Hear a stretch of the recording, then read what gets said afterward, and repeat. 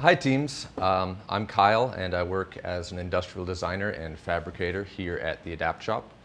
And so what that really means is that my role is to work in collaboration with our client families and also our therapists to kind of envision what sort of custom equipment would be best suited to help these kids reach their individual therapy goals. And then I'd take a look at our shop and figure out the best way to use the materials and the equipment that we have to make those devices.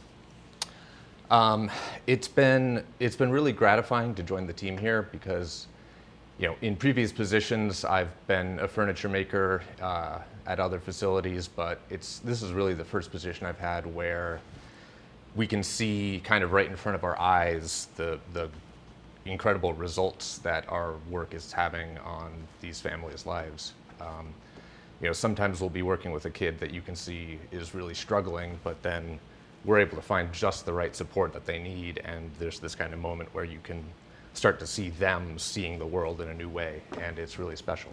So let's take a look now at what we were able to provide Quincy during their visit to the shop and the way that that's constructed, and then from there we'll kind of take a look at some other materials which may be useful to your challenge. So the first thing you'll notice is that the kind of core structure of the chair and really the core of our shop is centered around our 3-axis CNC router. So that cuts out all of the plywood parts which are used for the main structure, and we can do a lot of different joinery techniques with that. And that also cuts out any ABS plastic parts which make up plates for mounting certain things to, and can also be heated and bent for making different brackets. Or something like this knee brace here.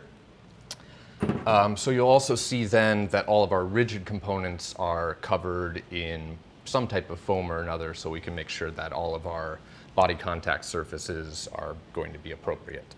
And so we have a few different densities of foam that we're working with here. There's this white foam, which is our highest density and is really versatile because it can be machined to make kind of complex forms on the CNC, but then it's also really easy to work with by hand, just with something as simple as a knife and a rasp. And so, for example, when we had our initial visit with Quincy, we identified that head control was an area where we wanted to have additional focus. And we had seen good results using kind of a Hertzner style collar similar to this one. So we wanted to try a new design that would give a little bit of support under her jaw. And so this white foam was a great solution for that because I could create a preliminary shape, have that available for her when the family came back, and then I'm able to quickly on the fly carve it to fit it more appropriately and make adjustments in real time. So beyond the white foam, you'll see we also have this blue foam here, which is a softer memory style foam. And we use that for the primary seat, which is going to be receiving the most pressure, and also to soften other rigid components like these laterals. And lately we've been experimenting with an even softer foam, just almost like a cloud here. And so this is allowing us to kind of capture different anatomy without needing to make something that's contoured exactly for it in advance.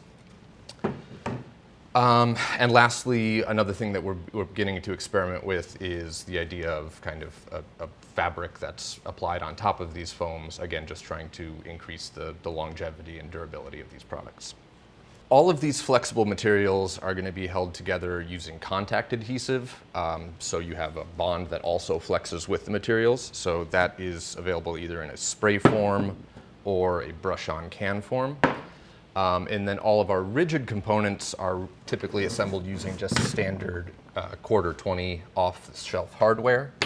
And so you'll see that that does include some of our own 3D printed knobs here. And so the way we're doing that is basically integrating the hardware directly into the prints. And so that's kind of a common theme that you'll notice is almost none of this is just made of one material. It's about finding simple ways to integrate multiple materials where you're utilizing the best aspects of each. So rather than trying to print a knob that has threads printed in it, I'm instead going to stop the print at a certain point, drop in a nut, and then have it continue so that we're able to have the strong metal threads within an inexpensive 3D print. which will bring me to my next main topic, 3D printing. So there's a couple things in the realm of 3D printing that I think are going to be useful for this project. The first is the idea of compliant mechanisms, which can sound kind of intimidating and confusing, but basically it just means a piece where certain parts are flexible and certain parts are rigid. So the simplest example you can think of would be the flip top of a shampoo bottle. It's one part, has rigid parts, but is also able to flex. So this is a little knob that we made that has an integrated spring you can see here. So this is initially designed to just retract a little pin, which would kind of let you lock this knee guard in place. But you'll also see that it gives you this incredible range of motion that you can get just from a single printed piece. And you're able to really fine-tune that motion just by varying the thickness of the different parts, which is really powerful. So the second thing I want to talk about with 3D printers is actually a material, which is TPU. And so TPU stands for thermoplastic polyurethane. And it's notable because while most 3D printer filaments are rigid, TPU is flexible. And so that allows for a lot of really interesting things, because by varying its thickness, again, you can really create a lot of different material properties. And by printing different degrees of solid infill, you can have very differently squishy objects, and even objects that are different squishinesses in different directions, which is super powerful. So the way we mainly use that here is we found that it's a great material for making harnesses out of. This is a super easy piece to print, which we're then assembling with these simple plastic snaps. And again, by doing that in multiple pieces, that allows it to kind of flex depending on how the straps are attached, so it'll always equalize on the body. So for as powerful as it is, TPU does also have some inherent drawbacks in that it is a very finicky material to print. You'll see I was making some test pieces here. It has a great squishy quality, but it is also covered in unsightly blemishes. So that's kind of another thing to always bear in mind is, if you're using a 3D printer, there's a big time commitment involved, and tweaking the settings to get high quality prints is also another time commitment. So, if you're looking at something that's going to take 8 to 12 hours to print, it's a big question of how do I know what I want to print? Or more broadly than that, how do I know what I want my project to be at all? So that takes me to my last section I want to talk about, which is how do I know what I want to print? Or more broadly, how do I know what I want my project to be at all? And so this is where I think it's important to remember that design isn't something that happens once. It's a process of constant iteration and refinement. And so where that starts is with a sketch oftentimes. And so it's similar to like if you're doing a oil painting or a detailed drawing, you'd start with some sketches to figure out what I want the composition to be, where do I want things to fall in the field. And it's the same thing with design. The earlier and faster you start sketching with 3D materials, the more feedback you're able to get to continue to improve your design.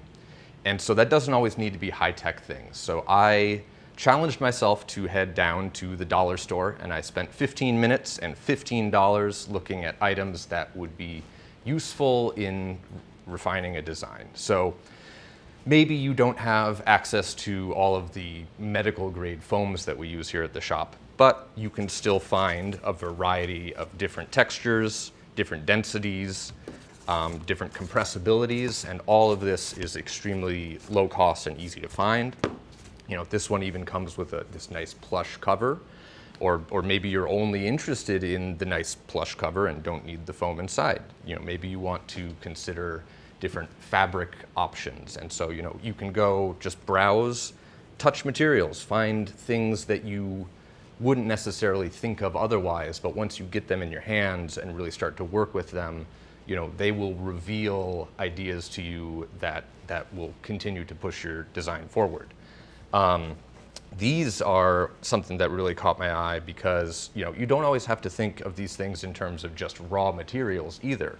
Anything you can find that will help you get your ideas out into a tangible form is going to be super useful. So take something like this, just by making a few simple folds, throw maybe a staple in there or one of these little brass fasteners. So this could be something, if you don't have the snaps that we use for our harnesses, something like this could be a really easy, approachable way to kind of simulate that sort of action. But you can start to create really complex forms, in seconds rather than having to spend 8 hours waiting for something to 3D print. Say maybe you want to exploit, I wish I had some thin pieces of rubber. Gosh, where am I going to find some thin pieces of rubber that I can cut up? Different types of elastics. It's all about finding tension, If I want my final project to be advanced carbon fiber rods. Well, I don't have carbon fiber rods, but I can go buy a minion kite, which comes with 2 different stiffnesses of rods, plus free string and, streamers. So what's not to love? The last material that I want to talk about is just good old-fashioned modeling clay. So it's really unique in that a lot of these other materials, like the clay and the wood, are inherently subtractive processes. You start with a block and you're taking away. 3D printing is only an additive process, you're building it up. But clay has the advantage of being both of those, and so you can sculpt it to your heart's desire. It's really easy to make a design and then make changes to that design in just seconds. Which brings me to one of my closing thoughts, which is be sure to document everything you're doing, because we want to see all the steps of the process. We want to see the way that you're thinking and not just the final product. And so the last thing that I kind of want to leave you with is a reminder that everything you see here is just an example. And really, use anything you can think of. Use paper mache, you cut up an old pair of shoes. If you want to fill a bag with Jell-O, if you think that's the right thing for your project, that's fine. The judges really want to see the full limits of your ingenuity. So keeping that in mind, good luck with this year's challenge.